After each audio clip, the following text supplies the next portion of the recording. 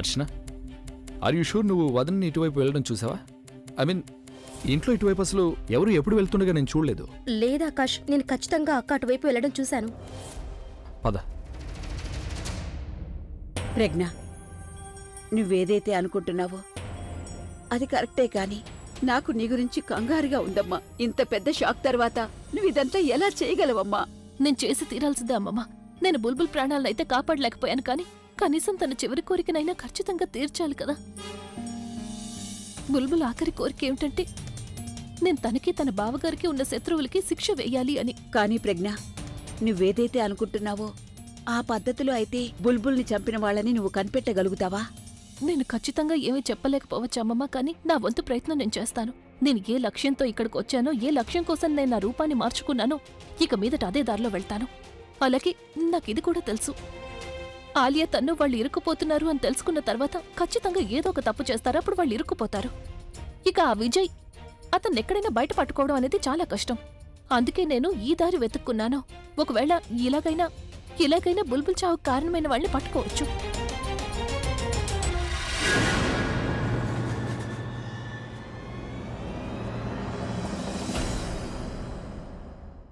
మీరిద్దరూ మమ్మల్ని చూసి భయపడాల్సిన అవసరం లేదు. ఎందుకంటే ముందు నుండే మాకు మీ ఇద్దరి లక్ష్యం గురించి పూర్తిగా తెలుసు. నువ్విప్పుడు ఎంతో చెడ్డదానిలా చెడ్డవాళ్ల ముసుగును తీయాలని అనుకుంటున్నావని మాకు తెలుసక్క. మాకు తెలుసు నువ్వొక చెడుదారిని ఎంచుకొని మంచి చేయాలనుకుంటున్నావని. ఇక బుల్బుల్ ఎప్పుడూ కూడా మాకు కాంటాక్ట్లోనే ఉంది. తనే మాకిదంతా చెప్తూ వచ్చింది. అలాగే తను తీసుకునే నిర్ణయం గురించి తనే మాతో చెప్పింది. తను ఎస్ఎంఎస్ చేసింది. ఏమని పంపిందంటే తను వెళ్ళిపోయిన తర్వాత మేమిద్దరం ఇక్కడికి వచ్చి మీ ఇద్దరిని సపోర్ట్ చెయ్యాలి అని. మేము తన ఫోన్కి ఎన్నోసార్లు కాల్ చేశాం, కానీ అది కంటిన్యూస్గా స్విచ్ ఆఫ్ అని వస్తూనే ఉందక్క. అందుకే ఎంత త్వరగా వీలైతే అంత త్వరగా మేము ఇక్కడికి రావాలనుకున్నాం. అవును వదినా, అర్చన చెప్పింది అక్షరాల నిజమే. ఇక మీరు కంగారు పడకండి, మేము వచ్చేసాం. అలాగే నాన్నమ్మ, ఆ వ్యక్తి ఎవరైనా సరే నేను వాళ్ళని పట్టుకోవడానికి సాయశక్తిలో ప్రయత్నం చేస్తాను. వద్దు, మీరిద్దరూ వీటన్నిటికీ దూరంగా ఉండండి. ఇప్పటికే బుల్బుల్ని కోల్పోయాను. మళ్ళీ నేను ఇంకెవరి జీవితాన్ని రిస్క్లో పడేయాలనుకోవడం లేదు. మీరిద్దరూ సంతోషంగా ఉన్న మీ జీవితాన్ని ప్రమాదంలో పడేసుకోకండి. అక్క, ఒకవేళ నేను నా లైఫ్లో సంతోషంగా ఉన్నానంటే అది నీ కారణంగాని. ఎక్కడ ఉన్నా ఎలా ఉన్నా అంతా నీ కారణంగాని. ఇది నువ్వు నాకిచ్చిన జీవితం అక్క. ఒకవేళ నీకోసం ఏవైనా చేస్తూ మా ఇద్దరికి ఏమైనా జరిగిందంటే దానికి మాకు ఏమాత్రం బాధగా ఉండదు. అమ్మమ్మ, మీరైనా వీళ్ళకి చెప్పండి, పని చేయడం ఎంతో ప్రమాదకరమైనది. అక్క, నువ్వు కూడా బుల్బుల్ ఆఖరి కోరికలు తీర్చాలనుకుంటున్నావు కదా.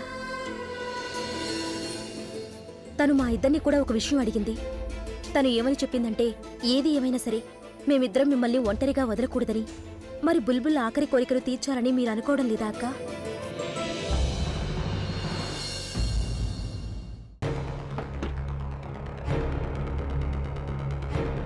నా దగ్గర అరగంట టైం ఉంది.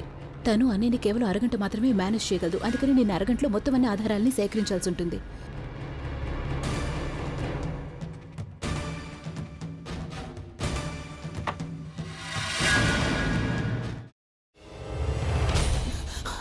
నువ్వు ఇంకేమన్నా చెప్పాలా? ఇంకేమన్నా అబద్ధం చెప్పాలనుకుంటే చెప్పేయి. నేను చూడాలనుకుంటున్నాను నన్ను మోసం చేయడానికి నువ్వు ఎంత నీచానికి దిగజారగలవు అని. ఎందుకు ఆలియా, ఎందుకు నువ్వు ఇలా చేసావు?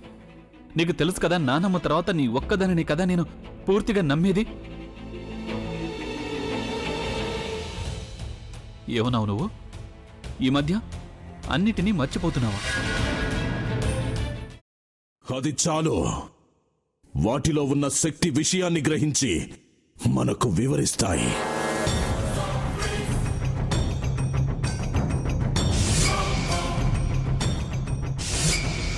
ఎవరు ఆ దండ విప్పొద్దు, గది తలుపులు తెరవద్దు.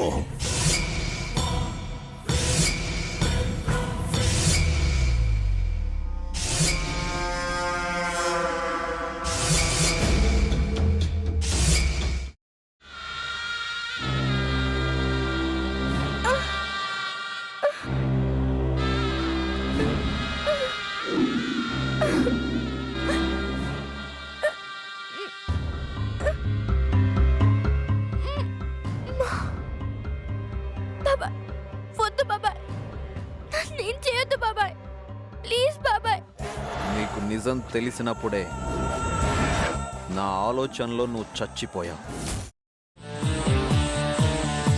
అబ్బా ప్లీజ్ కొంచెం తినండి ప్లీజ్. భీమారావు గారు మీరా? ఇగో మీరా కాదు సక్కుబాయ్. అవును, మీ పనామే లేచిపోయిందని చెప్పి కంప్లైంట్ ఇచ్చినావు కదా. రేయ్, ఆయన కంప్లైంట్ ఇచ్చింది లేచిపోయిందని కాదు, కనిపించడం లేదు అని. అట్లానా? సరే మేడం. ఇడియట్. ఆ వంట మనిషి పేరేంటన్నారు? రత్తాలు మేడం. ఏం పెద్ద మంచి, నీ వంట మంచిని కూడా మేడం అని పిలుస్తావా? రేయ్ హాఫ్ బ్రెయిన్,